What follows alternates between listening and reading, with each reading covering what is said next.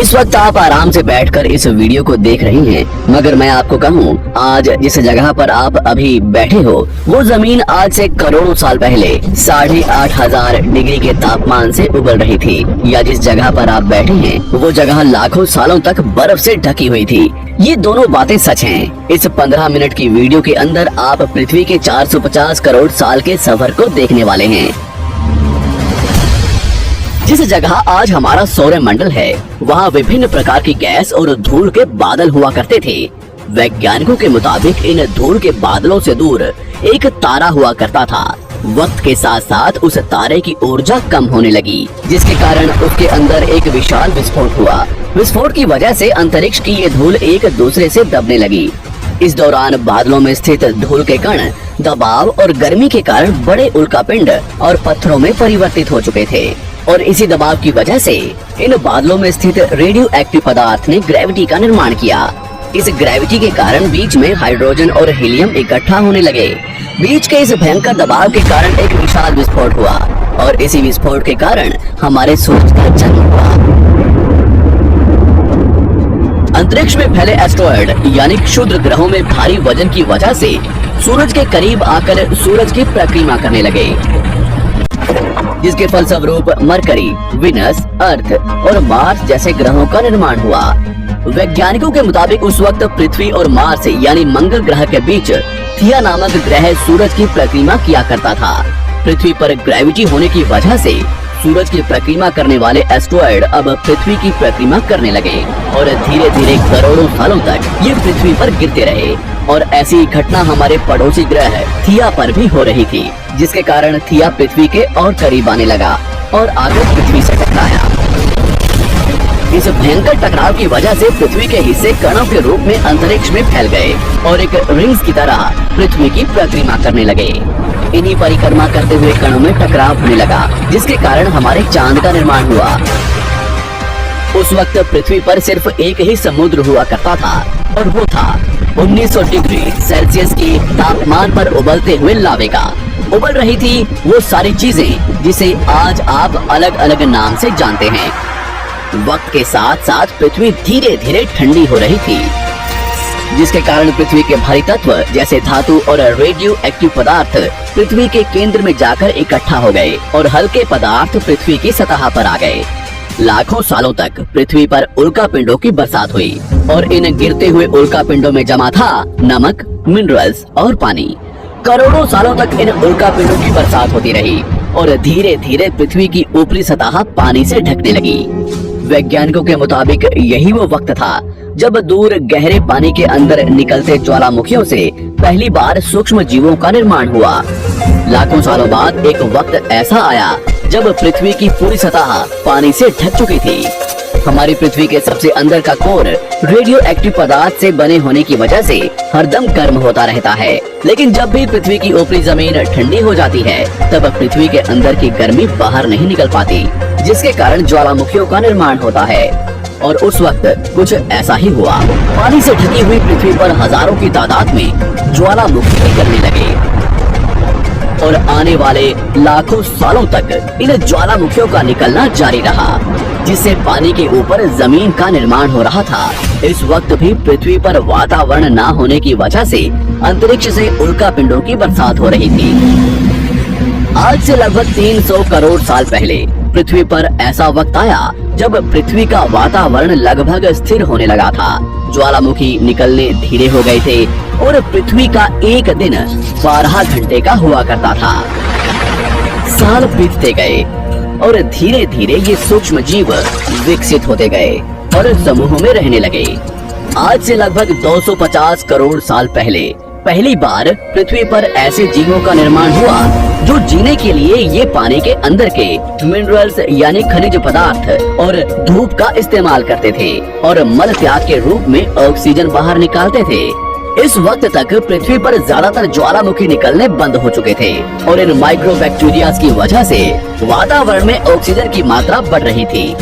वातावरण में ऑक्सीजन बढ़ने की वजह से पृथ्वी का वायुमंडल बनना शुरू हुआ, और आने वाले हजारों सालों तक वातावरण में ऑक्सीजन की मात्रा बढ़ती रही, जिसकी वजह से पृथ्वी के ज्यादातर हिस्सों में ये सूक्ष्म जीव फैल गए।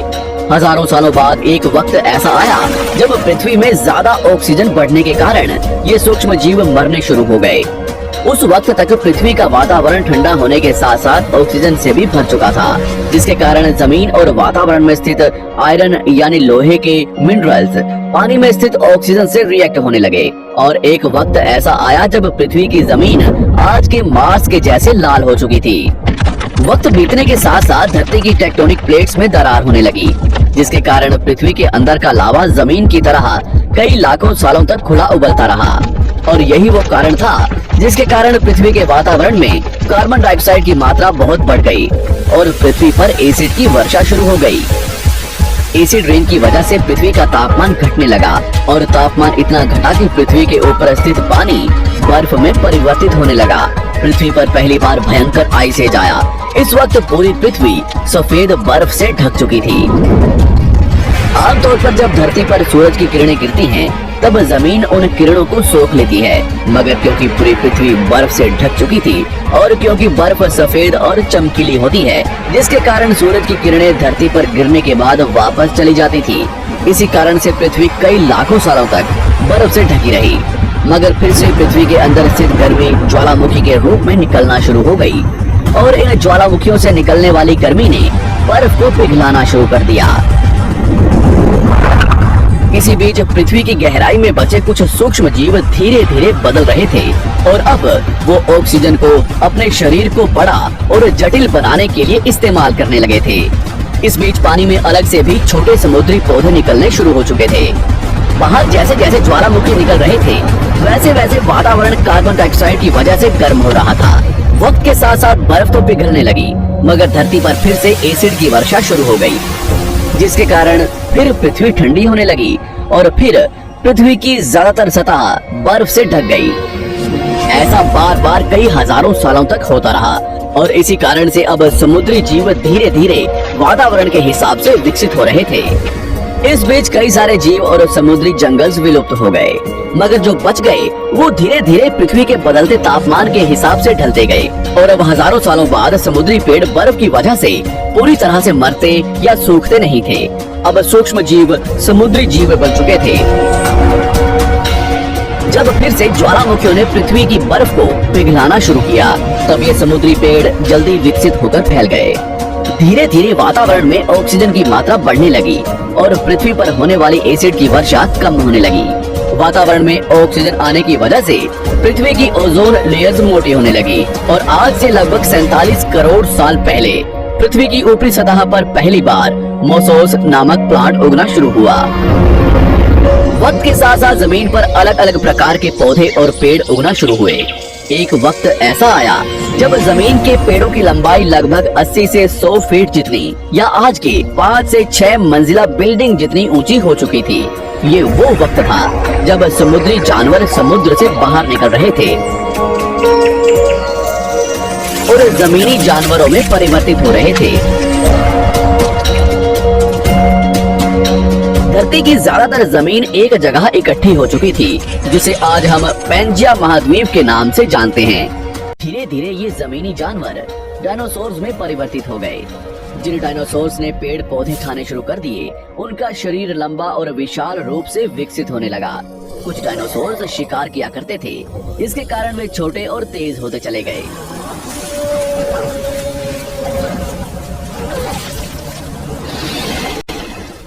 पृथ्वी की ऊपरी जमीन एक जगह इकट्ठी होने के कारण ज्यादातर जमीन रेगिस्तान और बंजर हो चुकी थी। ज्यादातर जंगल समुद्र के करीब हुआ करते थे, जिसमें डायनासोर्स रहा करते थे।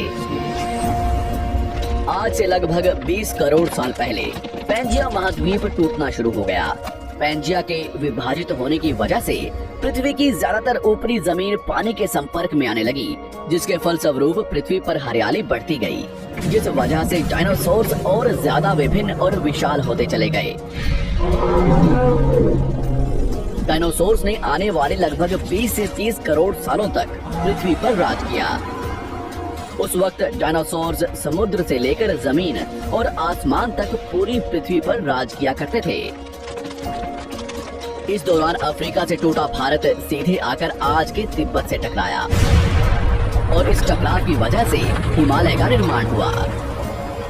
आज से लगभग 6.5 करोड़ साल पहले पृथ्वी की तरफ आज के माउंट एवरेस्ट से भी बड़ा लगभग 4.5 लाख करोड़ किलो जितना वजनिया उल्का पिंड लगभग 80,000 किलोमीटर प्रति घंटे की स्पीड से पृथ्वी की तरफ आ रहा था। पृथ्वी की सतह को छूते ही उसमें भयंकर आग लगी और वो जलते हुए सीधा पृथ्वी से टकराया। इस टकराव से निकलने वाली ऊर्जा आज के 10 करोड़ परमाणु बम एक साथ फटने के बराबर थी। जहां ये उल्का पिंड गिरा, वहां के जानवर और पेड़ तुरंत भाप बनकर जल गए। गिरते ही पृथ्वी पर पूरी तरह धूल फैलने लगी। समुद्र में भयंकर बाढ़ आने लगी। भूकंप और आग ने पृथ्वी को जलाना शुरू कर दिया। कुछ ही घंटों में पूरे पृथ्वी के वातावरण में हानिकारक गैस और धूल की वजह से पृथ्वी नर्क हो चुकी थी। डायनासोर्स, भूतन, आग और भूखमरी से पूरी तरह विलुप्त हो गए। इस वक्त हमारे पूर्वज जमीन के अंदर रहा करते थे, जिसके कारण वो इस विशाल प्रलय से बच गए। पृथ्वी का वातावरण पूरी तरह से काला और अंधेरा हो चुका था, जिससे धूप भी जमीन तक नहीं पहुंच पा रही थी। पृथ्वी के पेड़ और ज्यादातर जानवर विलुप्त हो गए। वातावरण में धूल और हानिकारक गैस के कारण पृथ्वी पर फिर से एसिड की वर्षा शुरू हो गई और फिर पृथ्वी ठंडी होकर बर्फ से ढक गई। लेकिन इस बार पृथ्वी की बर्फ लाखों सालों तक नहीं जमी रही और 80 से 90 हजार साल बाद ये बर्फ पिघलने शुरू हो गई। जैसे ही धरती पर वातावरण फिर से पहले जैसा होने लगा, वैसे ही ये छोटे जीव जमीन से बाहर आना शुरू हो गए। उस वक्त पृथ्वी की बर्फ पिघलनी शुरू ही हुई थी, जिसके कारण अफ्रीका में घने ठंडे जंगल हुआ करते थे और इसी बीच ये जमीनी जीव बंदरों में परिवर्तित हुए। मगर जैसे जैसे पृथ्वी गर्म होने लगी, वैसे वैसे अफ्रीका के ये जंगल सूखने लगे। जंगल की चीजें खाने वाले बंदरों को खाने की कमी होने लगी। खाने की तलाश में इन बंदरों ने अपने पैरों पर चलना शुरू कर दिया, जिससे उन्हें दूसरे जानवरों के शिकार करने में मदद मिलती थी। धीरे धीरे बंदर एप्स यानी वानर में परिवर्तित हुए। खाने की तलाश में ये एप्स पृथ्वी के दूसरे हिस्सों में फैलने लगे और धीरे धीरे उनके शरीर का रंग रूप वहाँ के मौसम के हिसाब से बदलता गया। वक्त के साथ साथ हम आदिवासी बने। हमने हथियारों से लेकर आग का आविष्कार किया। हम धीरे धीरे इंसान के रूप में विकसित हुए। हमने धर्म से लेकर परिवार, भाषा और संस्कृति का निर्माण किया और वक्त के साथ साथ हम विकसित होते चले गए और आज हम इस पृथ्वी की सबसे विकसित प्रजाति बन चुके हैं।